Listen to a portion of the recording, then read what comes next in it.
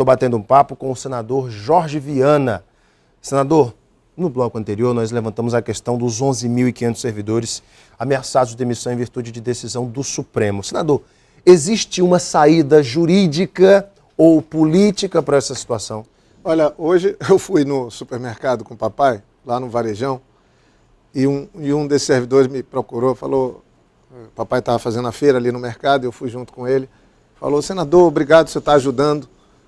E ele falou assim, olha, eu fui contratado em 86 e agora eu estou numa situação dessa.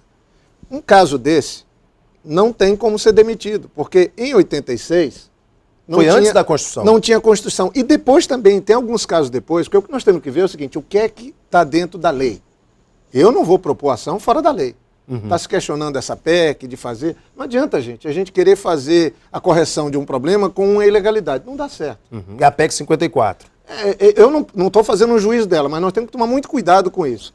Nós temos casos de pessoas que foram contratadas antes de 86, quando eu assumi o governo já tinha milhares de pessoas contratadas, e falar, tu vai demitir todo mundo, que a justiça está mandando, eu vou nada. Eu vou chamar as pessoas para trabalhar. Se elas estiverem trabalhando, não é porque outro governador que contratou que eu vou demitir. Eu estanquei esse negócio. Porque muita gente nem sequer trabalhava no Estado. O senhor que chamou de volta. Aí o que é que eu fiz? Eu tomei uma medida dura. Eu falei, quem não estiver trabalhando vai ser demitido. Mas por não estar trabalhando. E não porque foi contratado antes da Constituição ou depois. E depois da Constituição também a lei demorou a ser regulamentada. A própria Constituição demorou a ser regulamentada. Esse pessoal que está nesse período, eu acho que é mais tranquilo da gente defender. E eu tenho quase certeza de que nós vamos conseguir ter uma solução boa para eles. O caso são casos depois. De 88. Né? E depois da regulamentação, que não é só depois de 88. É depois da regulamentação, que veio 3 anos depois, ou 4. Início dos anos 90. Então, quando eu estava no governo, deputada Ana Lu, a Assembleia, o Edivaldo, que era o líder, todos nós trabalhamos para que tivesse uma emenda na Constituição, porque nós achávamos que, tendo uma emenda na Constituição, daríamos estabilidade para aquelas pessoas que estavam desamparadas em lei. Essa polêmica agora chegou no Supremo. Eu, particularmente, acho que nós vamos reduzir bastante isso nessa ação conjunta. O governador Tião Viana está empenhado, o doutor Rodrigo, da Procuradoria, tem feito um grande trabalho há muito tempo, o doutor Roberto Ferreira, lá em Brasília, todos trabalhando intensamente, e acho que a medida do ministro Toffoli até não foi tão ruim, porque podia ter sido uma coisa já de implementar. Imediato. Deu um ano. Então, nesse um ano, não só nós vamos ter recursos para apresentar, como também aprofundar a separação disso. Quem sabe a gente não consegue livrar a grande maioria desse pessoal, do jeito que o governador Tião está empenhado. Até o início dos anos 90, você acha quantos servidores estão aí incluídos, até desses 11.500? Esses que podem ser... Enfim, eu acho que a grande maioria, eu não posso dizer um número. A bancada nossa começou a trabalhar unida, isso é muito importante, a nossa Assembleia também se juntou, eu, o senador Aníbal, todos nós estamos juntos nisso. A minha experiência de ex-governador e agora de senador, ela está à disposição dessa causa. Para mim, é a coisa assim, mais importante que nós temos hoje, do ponto de vista do Estado. Primeiro, não permitir que o Acre seja achincalhado, fica parecendo que o Acre contratou 11 mil pessoas sem concurso público. Gente, são contratos feitos quando não era exigido concurso público, a grande maioria. Então, nós não somos o Estado da ilegalidade. O Estado viveu já com crime organizado, com bandidagem, com gente assaltando o Estado, roubando tudo. Tinha gente que roubava dinheiro, soltava dinheiro para o servidor receber. Quando tem corrupção, a prova acontece. Ou alguém fica muito rico, ou alguém fica muito pobre. Né?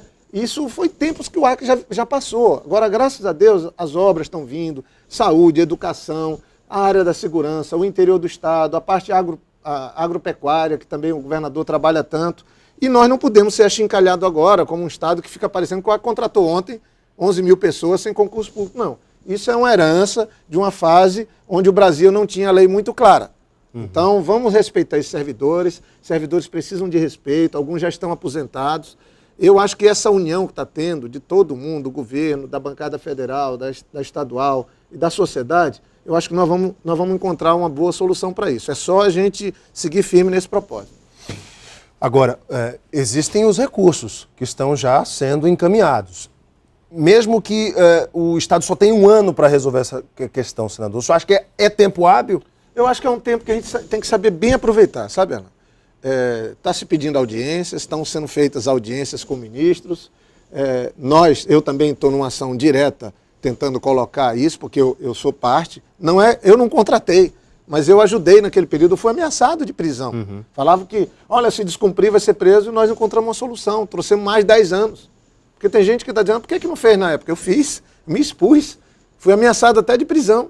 Mas eu falava, olha, se for para defender as pessoas, mesmo não tendo sido pessoas que eu contratei, mas que estão trabalhando, né? Você mesmo falou ainda agora. Quer dizer, tinha 2.000 pessoas que trabalhavam fora do Acre, viviam fora do Acre e não trabalhavam. Falei, ó, tu vem para trabalhar e receber, ou então tu pede licença sem afastamento, sem ônus, porque o Estado não vai ficar. E moralizamos. Hoje o servidor público do Acre merece respeito, e principalmente esse que alguns 20, 30 anos de trabalho, poxa, depois de tudo isso, vê a família ameaçada. Então acho que a gente tem que estar juntos pelo nosso Acre, por respeito ao Acre e também por respeito a essas famílias. A PEC 54 não é uma alternativa? Eu não queria fazer, eu acho que tudo vale, a intenção é boa, mas tem que tomar cuidado com isso. Há um desgaste no Congresso, da imprensa contra a PEC. Eu pedi a consultoria do Senado, a advocacia do Senado, um estudo que eu estou juntando para ver qual é o caminho legal para a gente fazer. Se eu tiver um caminho, eu vou falar para os colegas parlamentares para a gente se somar e ir para o governo. Senador, outro tema que chamou a atenção do Brasil nos últimos dias foi aquele boato sobre o fim do Bolsa Família, que levou milhares de pessoas a se aglomerarem na frente das agências da Caixa Econômica para sacar o recurso, causou tumulto, muita gente se feriu. Que absurdo foi aquele? O governo já descobriu de onde surgiu isso? Eu fiz uma fala, eu fiz um debate com o líder da oposição. Eu acho que, primeiro, não sei como pode ter gente no mundo para fazer a maldade dessa, de soltar um boato desse que é criminoso. Quase morreu gente. As pessoas saíram correndo para as agências da Caixa Econômica para tentar tirar um dinheiro. Agora, tomara que isso não tenha nada a ver com política. Tomara que isso não seja obra de oposição. O PT, Lula, nós todos, fomos as maiores vítimas desses boatos em véspera de eleição, que o Lula ia tomar as coisas dos outros, que ia tomar a criação das pessoas. Estatizar tudo de volta. Estatizar tudo. Esse negócio é tão ruim, porque tenta mudar o resultado de eleição. Agora, eu nunca imaginei que teriam coragem de fazer um negócio desse.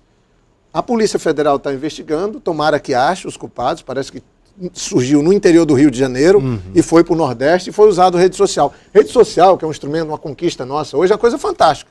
É um instrumento muito bacana. A gente se comunica, eu mesmo estou conseguindo ter muitas dicas, sugestões de pessoas na minha fanpage, no meu site, até no Twitter, que está um pouco mais devagar, mas também quando é usado como arma é um perigo. Para destruir a vida de alguém, para disseminar a desgraça, é em pouco tempo. E aí não dá tempo de... Quando vai resolver, já é segunda-feira.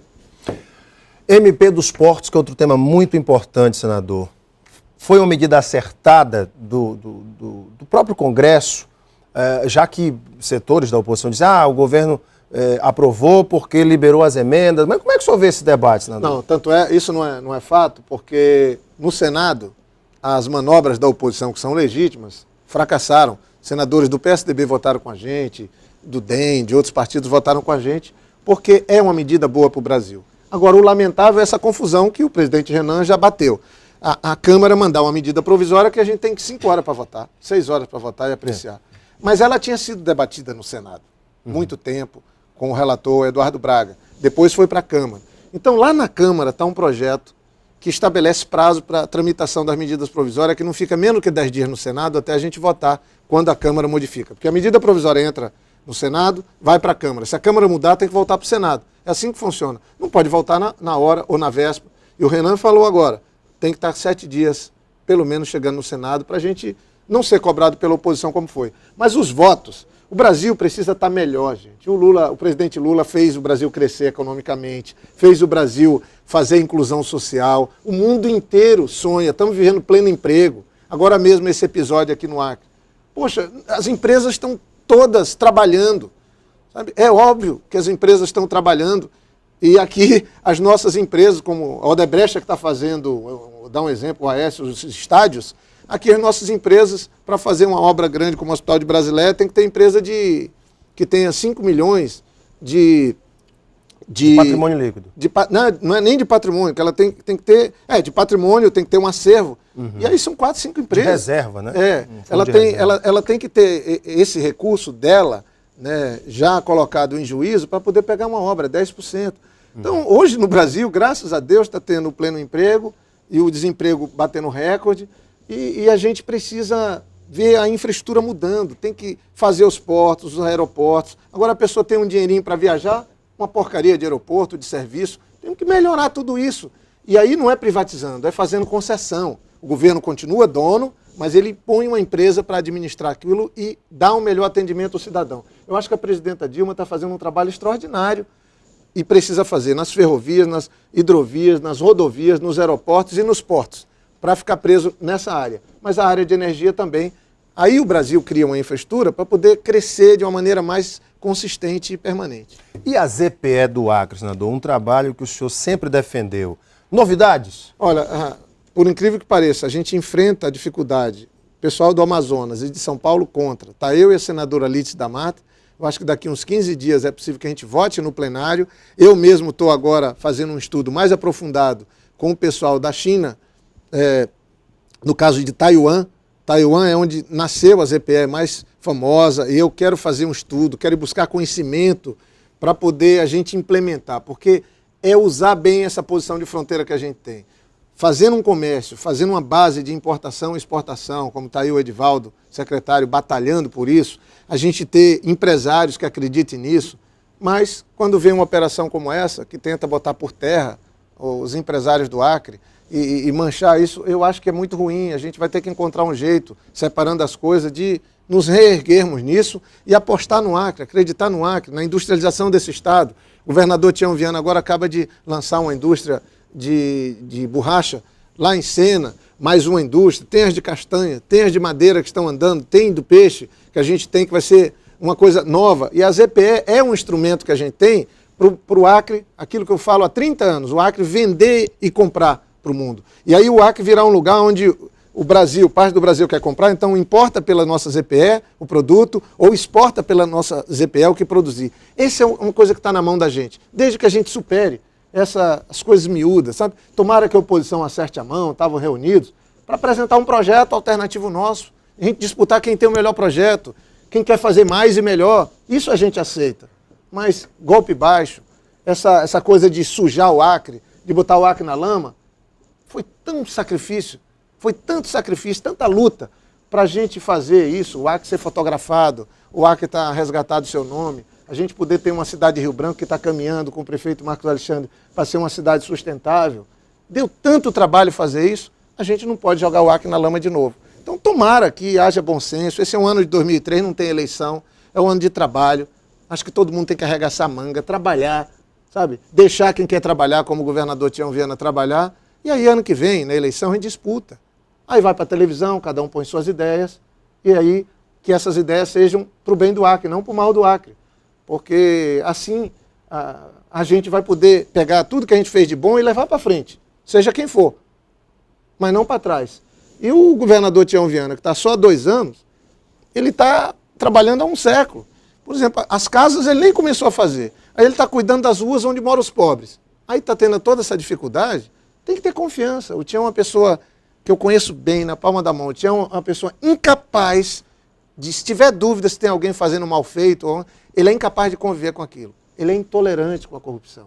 O Tião não aceita isso. É uma pessoa, é médico, é uma pessoa humana, está sempre querendo ajudar os outros e ele merece uma melhor sorte. Então, que as instituições possam atuar livremente, mas confiando também que tem um governador honesto, decente, um governador que confia primeiro nas pessoas para depois desconfiar, porque o Estado de Direito democrático é assim que funciona. Lamentavelmente, esses episódios parecem coisa do tempo da ditadura. E eu acho que a gente não está vivendo mais esse tempo, não podemos aceitar isso, a vida privada das pessoas tem que ser salvaguardada, sua, minha, de todo mundo, as instituições precisam ser fortalecidas. Então, eu prefiro esperar, eu falei ainda há pouco, repito, a gente não cobra a justiça, a gente espera por justiça. Eu espero que essas pessoas possam, o quanto antes, estar com suas famílias e depois responder o processo legal e a gente vê a nossa Polícia Federal trabalhando, o nosso Judiciário também. Se Deus quiser, a verdade vai aparecer e vai prevalecer. Gente, eu conversei aqui com o senador Jorge Viana, do PT. Senador, muito obrigado pela sua Eu que agradeço muitíssimo. Prazer bater um papo. A oportunidade de estar aqui e poder, de algum jeito, conversar com todo o povo do Acre, do estado inteiro. E queria muito agradecer a vocês a confiança e o apoio que estão dando à presidenta Dilma e o governador Tião Viana. Obrigado mais uma vez, senador. Daqui a pouquinho nós voltamos para a sequência do nosso Gazeta Entrevista. Até já.